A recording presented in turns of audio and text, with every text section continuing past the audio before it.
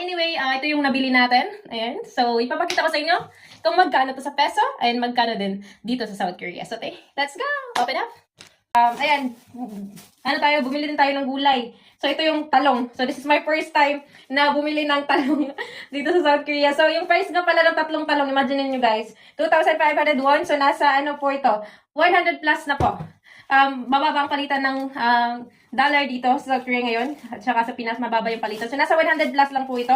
So, ayan na nga. If you can see, mas mahal talaga yung mga buwan dito sa South Korea. Kasi tingnan mo nga yung sa atin kung tatlong peraso. Ito yung price niya, guys. As you can see, ayan, 2,500 won. So, nasa, 100 pesos. O, nasa 100 pesos, hindi naman 40. Yung mga 90 plus, 95, 98 pesos. So, ayun, estimated lang yan. Pero nandyan talaga yung price nito. So, ayun na nga, tatlong peraso lang siya.